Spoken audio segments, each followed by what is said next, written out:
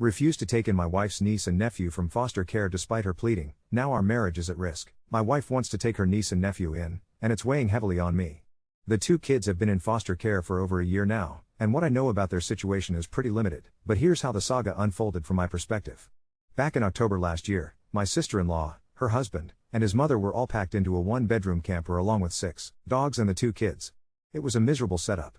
Apparently, someone reported them to CPS or DCS. When CPS showed up for a home visit, the place was in absolute squalor. Initially, it seemed like the kids would just be taken away temporarily, until my sister-in-law and her husband could find proper living arrangements and rehome the dogs. My wife asked if we could help. Wanting to support her, I agreed for us to give them the deposit for an apartment and 5 months' rent. That's when things really took a turn for the worse.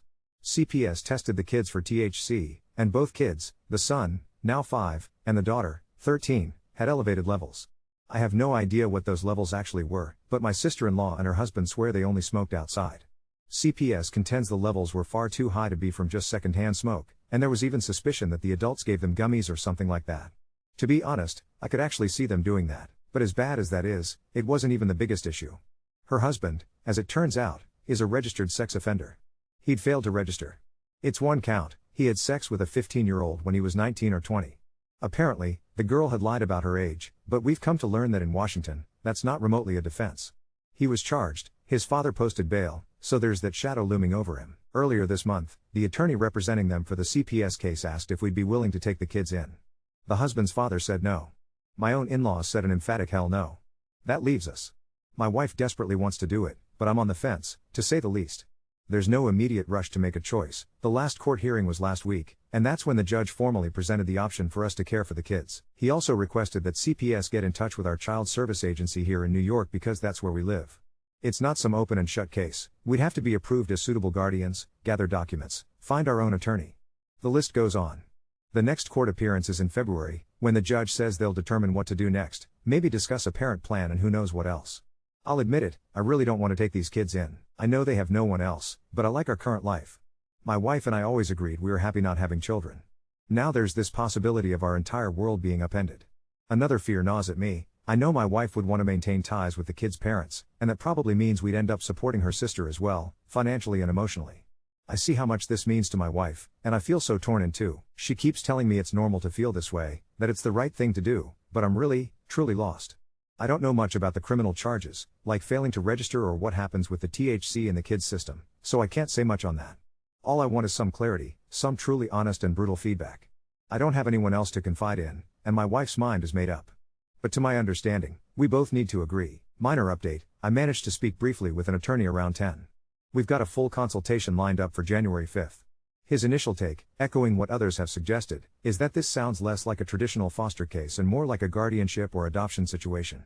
Even he's puzzled why my sister-in-law isn't being granted at least supervised visitation.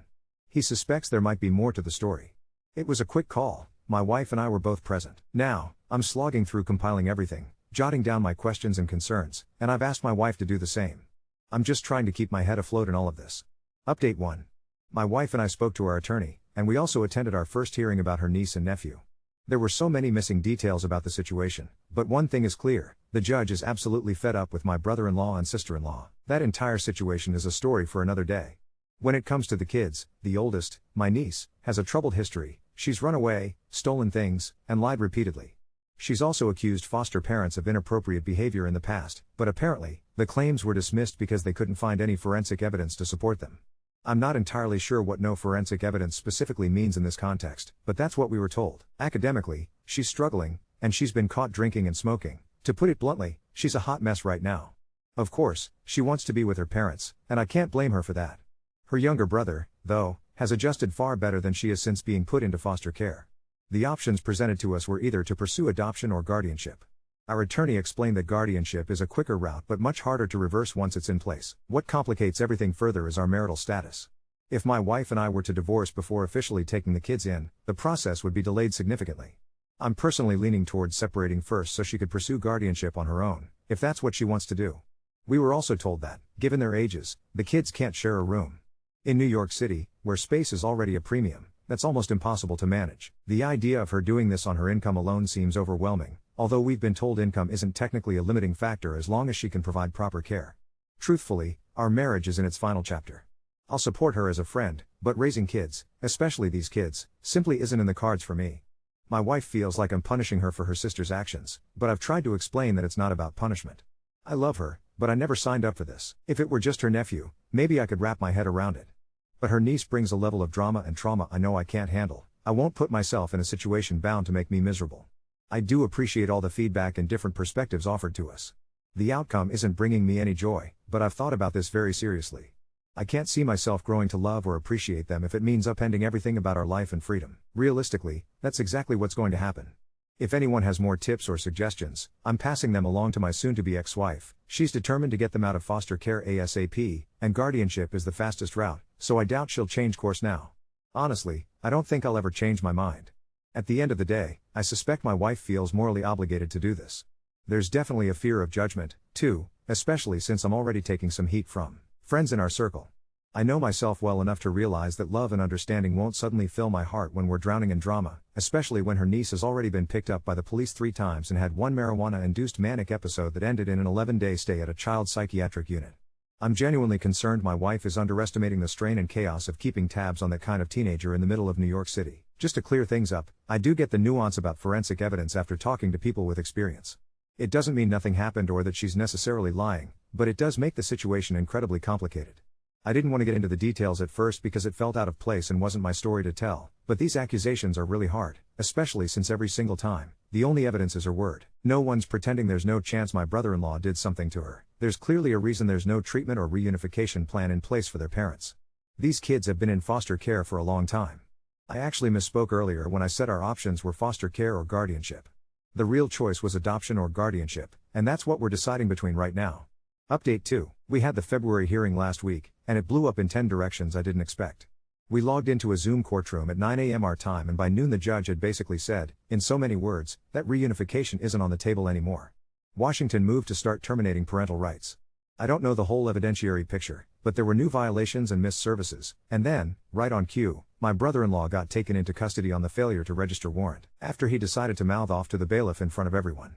My sister-in-law tried to shout over the judge after that. It was a mess.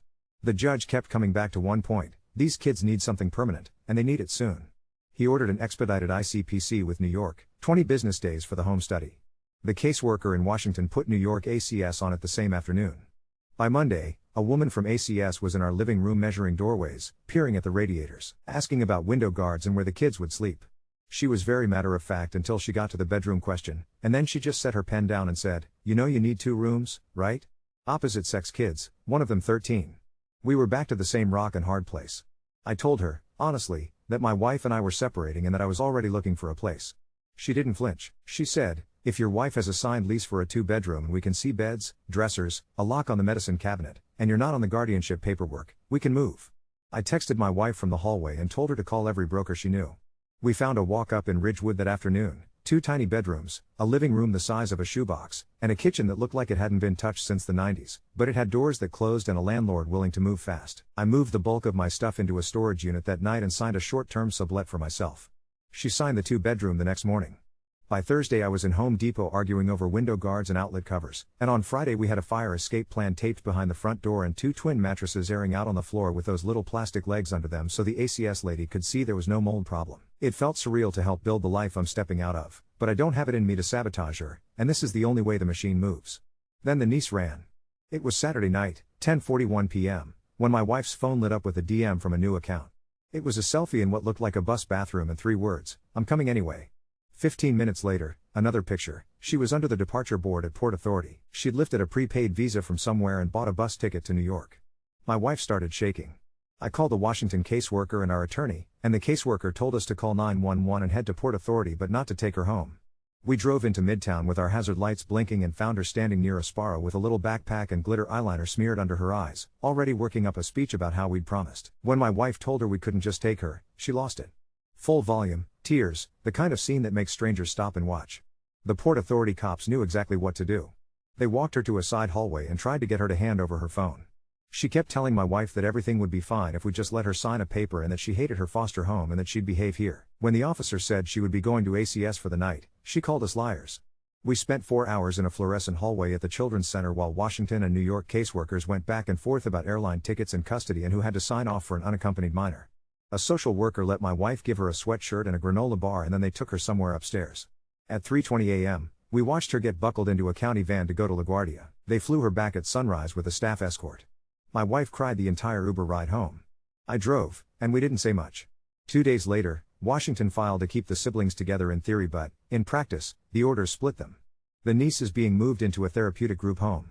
A psychiatrist's report landed in the court record that I haven't read, but the summary they gave in court used words like elopement risk and higher level of care. The nephew, though, has to be moved out of his current foster home because his foster mom is relocating.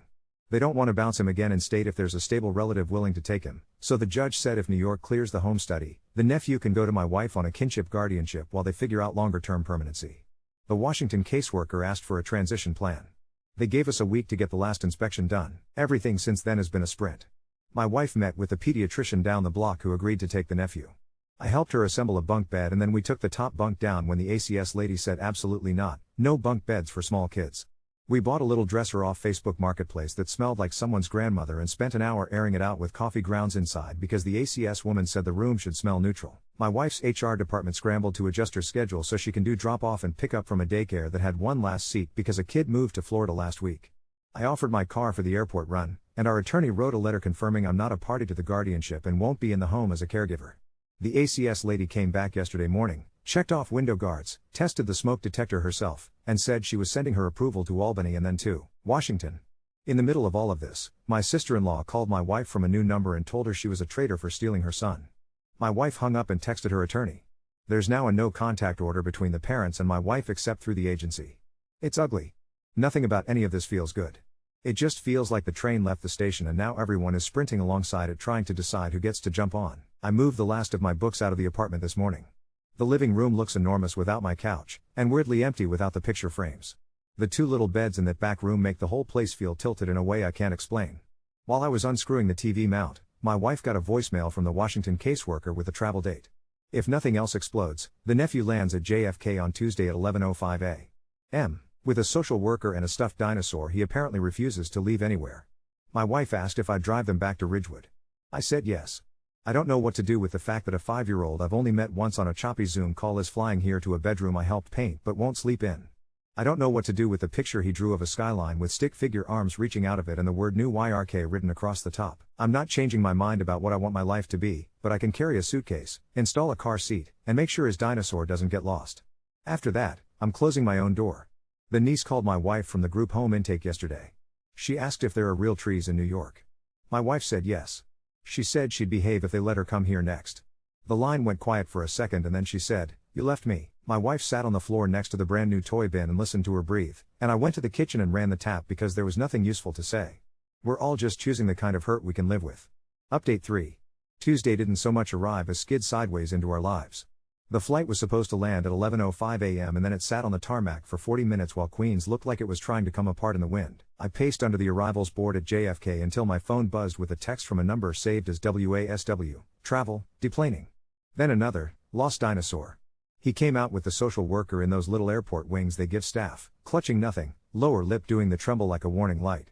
I saw his eyes land on the carousel, on me, on the coffee I shouldn't have been holding. And then he asked my wife, in that thin tired voice kids have after long days, "Where's Spike?" The social worker said the dinosaur hadn't made the transfer in Denver. He insisted he carried it, she said, apologetic and beyond exhausted. The meltdown started like summer rain, soft, swallowable, and then all at once it was a thunderstorm.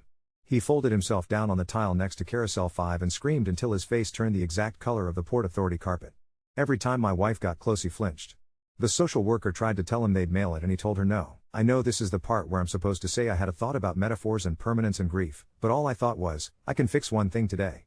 I jogged down to one of those airport toy stores that sell international adapters and $28 gummy bears and asked the guy if he had anything dinosaur-shaped and not terrifying. He pulled out a green something that was technically a stegosaurus but looked like a cactus with legs. I paid, didn't ask for a bag, and walked back like I was defusing a bomb. I crouched 15 feet away and set it down on the floor. Spike took a later plane, I said. He texted. He sent his cousin to watch you till he gets here. He stopped mid-scream and sniffed. He didn't touch the toy. He looked at it, then up at me like he was seeing whether I'd blink first. "What's his name?" he asked. "Spock," I said, because I panicked and that was the button my brain hit. He cracked a whatever version of a laugh he still had in him and grabbed it like I'd passed a test I didn't know I was taking. We strapped Spock into the extra booster I'd borrowed from our neighbor, and the social worker put their paperwork folder under her leg like that would keep it from blowing away. The BQE was a parking lot and then a drag race and then a parking lot again. He fell asleep twice and woke up twice, and both times he asked if the buildings were going to fall over because they leaned different from the ones at home. I kept one eye on the mirrors and one on my wife's hands. She had her fingers crooked under the edge of her seat like she was holding the whole car on the road with them. Back in Ridgewood, the apartment looked staged. The beds were made with dumpy blue quilts from Target. The little dresser didn't smell like powdered grandmother anymore. There was a dinosaur coloring book open to a page where someone at the store had test scribbled a pen. He walked in very slowly, like he thought the floor might do something unexpected, and then he went straight to the window. "There's a truck," he announced, as if we didn't know trucks existed here. He touched the radiator and said, "It's humming." My wife told him about the dragon that lives in the radiator and makes noise when he stretches. He raised Spock like a talisman and said, very seriously, "We're friends with dragons." The social worker took a picture of the beds to send back to Washington and then asked my wife to sign the placement papers on the kitchen counter while I arranged a hospital-grade level of snack options that no one ate. We went over emergency numbers. She gave us a manila envelope with his Medicaid information and a paper that said he has a peanut allergy we didn't know about until right then. She told my wife that a courier would deliver the rest of his file by Friday. Then she hugged my wife in the doorway and slipped out while my wife was telling her, "Thank you. I think she's learned getting out clean is the only way." I said I'd go before dinner, and then I didn't. He wanted to show me how Spock could sit on the top of the doorknob like a bird. Then he wanted to see if he could jump from the second stair and still land on his feet. Then he asked if I knew how to read the book about the octopus that did not look pleased. At some point my wife and I found ourselves standing in the hall speaking in eyebrow movements about whether bath came before or after calling the pediatrician's office. At 7:40 he announced he was not tired and then fell asleep on the rug, face down, with his hand in the sleeve of my sweatshirt like it was the only thread he trusted. I eased my arm out and he murmured, "Don't go," and my wife looked at me like she was asking me for just one more hour I did not have in me, and I stayed anyway, because there are lines you draw and there are lines that move when a kid says 3 syllables. I went back to my place at 11:30 with a bag of toys we didn't need and a note from my wife that said peanut on everything with a question mark, as if the word might behave differently if you asked it to. I fell asleep with my shoes on. At 1:12 a.m., my phone vibrated off the nightstand. It was my wife's name and a text with no punctuation. "She's here." I was in the car with the engine staggering awake before she picked up on the second call. "She's banging on the door," my wife said in that quiet voice that means there's screaming happening in the background. "I'm in the bedroom with him. She's saying she'll call the news. She's saying she'll take him to a hotel." I called 911. "Can you?" I hit every red light on Fresh Pond like they were planned. By the time I got upstairs the hallway smelled like cheap perfume and damp wool. My sister-in-law was in a hoodie with the drawstrings yanked tight, hair half up, eyes doing that slidey thing addicts get when they've been riding a wave too long. "You," she said when she saw me, like it was a new crime I'd committed. "You did this." The neighbor with the massive houseplants had her door open 2 inches, watching. The super pretended to check the boiler pressure and did not make eye contact. I stood between my sister-in-law and the apartment door and told her about the no contact order in a voice I didn't recognize as mine. She tried to duck past me and I stepped to block her without touching her because touching her would have been a war. She started to cry and when that didn't land she switched to screaming. This happens in a loop with her, you can feel it sinking with your heart rate if you let it. I didn't. The cops came like they'd been circling the block waiting for someone to give them something to do.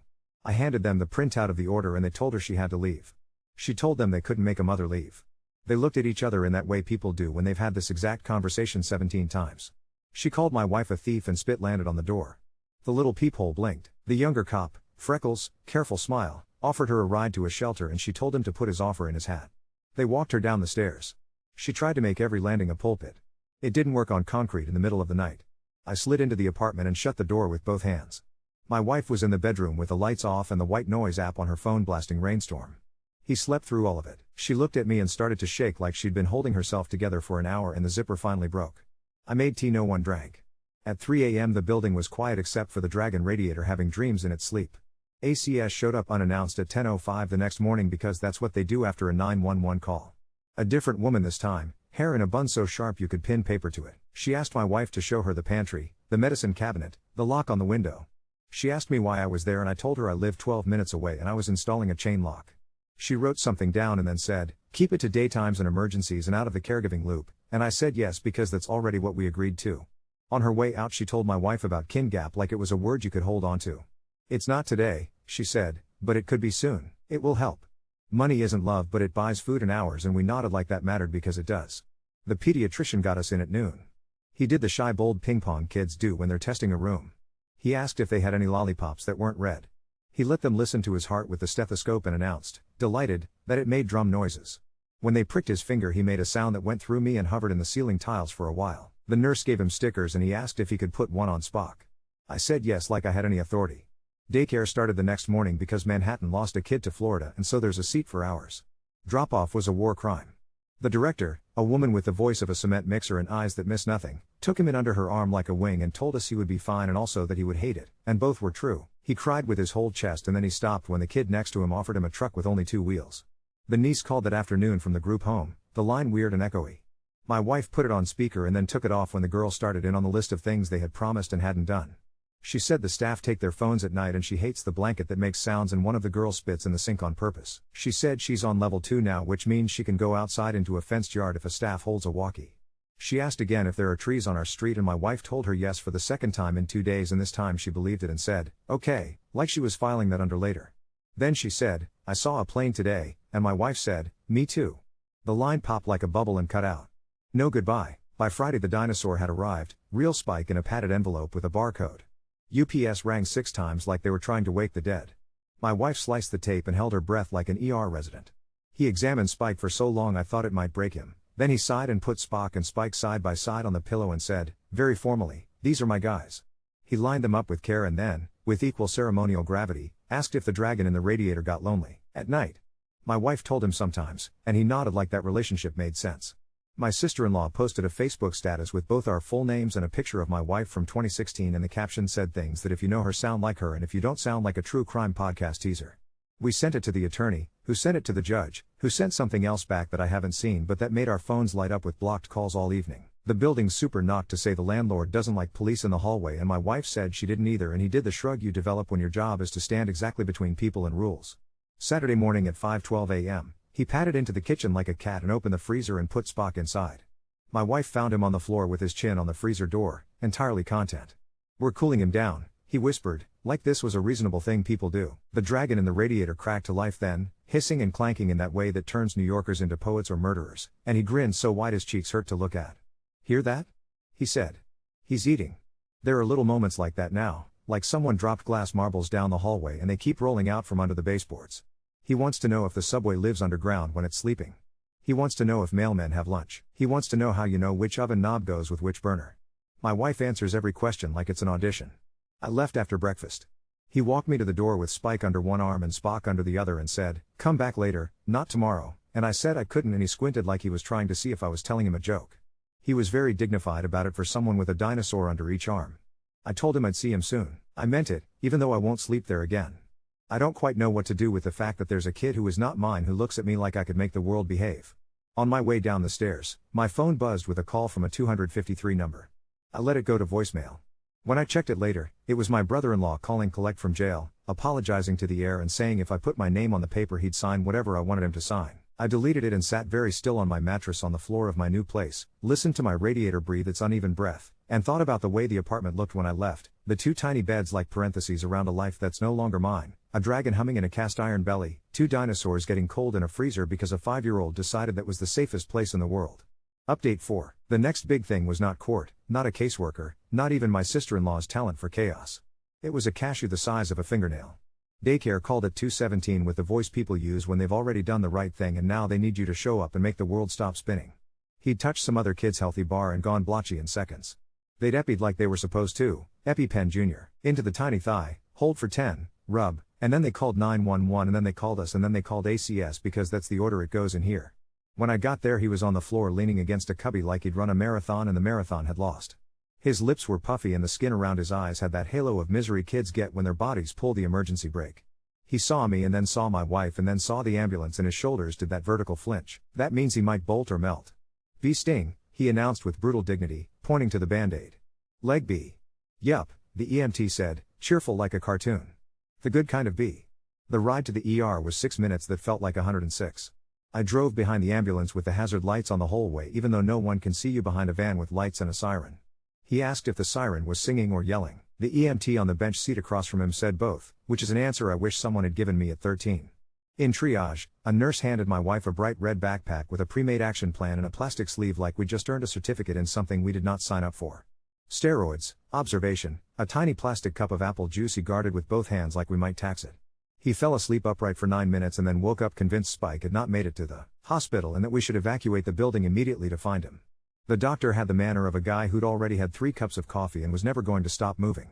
He added tree nuts to the allergy list with the same pen he uses to sign his name. He told us about cross-contamination to a degree that made me want to torch every pan in a 10-block radius. He used the word anaphylaxis and then said, brightly, not today, because people who work in emergency rooms figure out where to tuck the fear.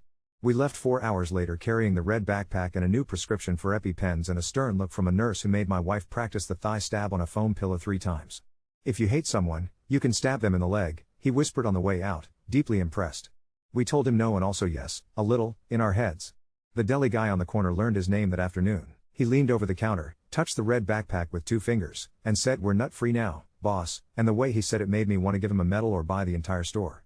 The daycare posted a sign the size of a second grader's torso on the door, "No nuts anywhere."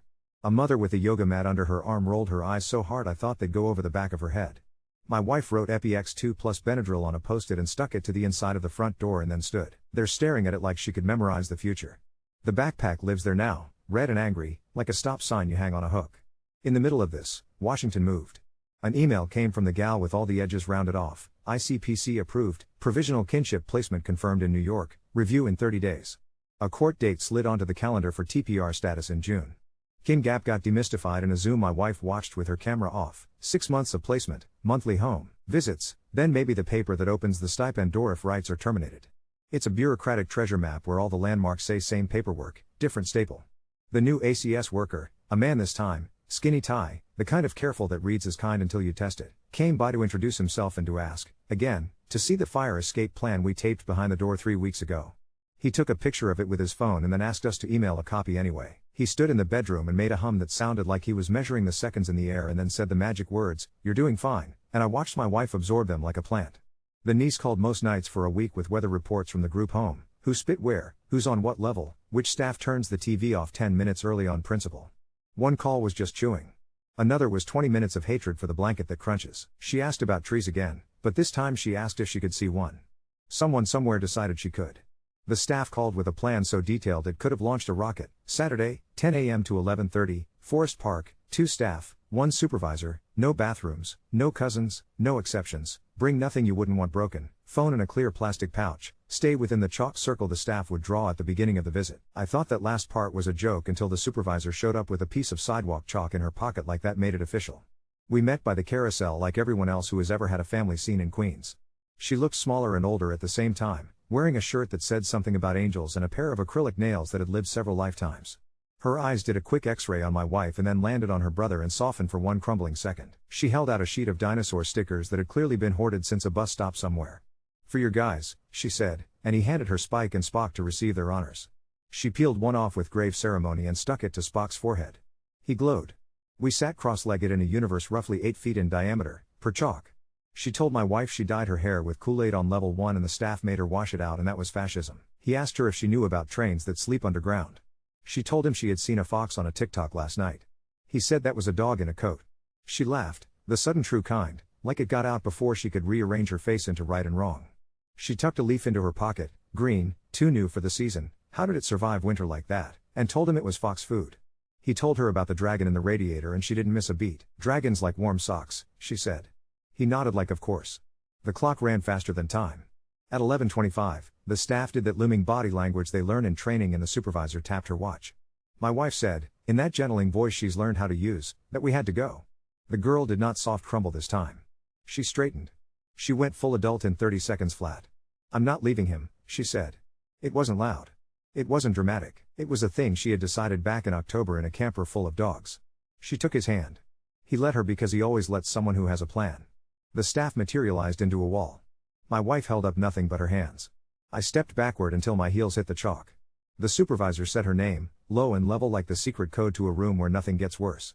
She breathed so fast you could see her chest bounce under the angel shirt. For a blink, I thought she might actually make a run of it and then I realized I'd already underestimated the staff twice and this wasn't their first chalk circle. He cried only when she did. The second her nails let go of his hand, he howled. She didn't scream this time. She folded in on herself on the bench, arms over her head like the sky was throwing rocks. The staff walked her away in slow motion. She kept looking back. She mouthed something I read as don't and then as please and then as later. My wife sat on the curb and laced and unlaced her fingers until the skin went white.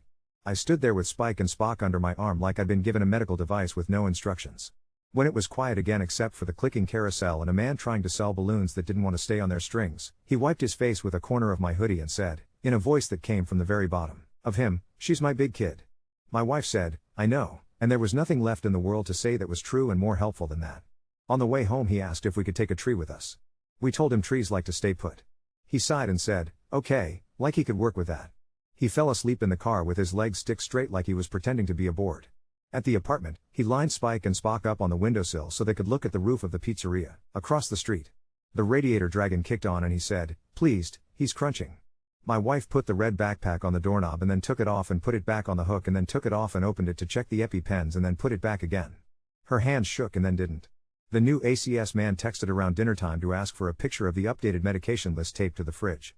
She sent it. He replied, "Got it," and a thumbs up emoji that made me feel like we live in a cartoon sometimes and the ceiling will peel away to show the person drawing us. At 8:03 my phone lit up with a 253 number. I let it go to voicemail.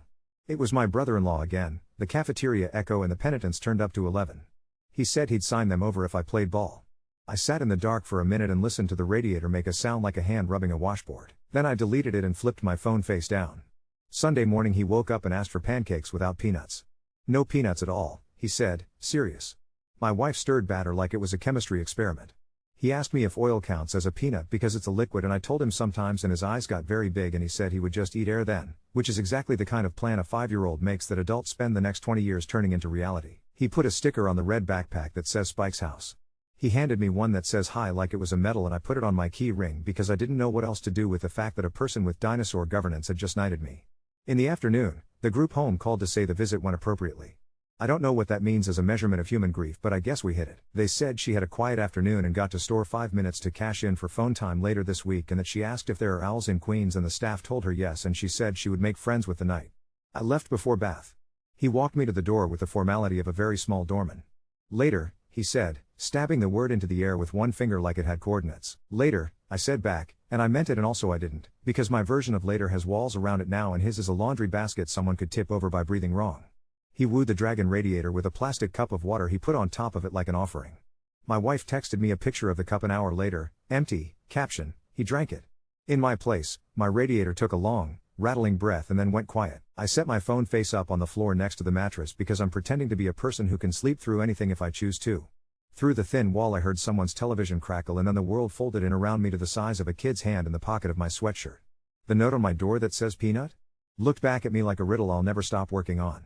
The red backpack hung in my head like a stoplight you can see even when you close your eyes. Somewhere over on the other block, the dragon in the radiator finished his dinner and settled down, and 2 dinosaurs kept watch on a windowsill that's not mine.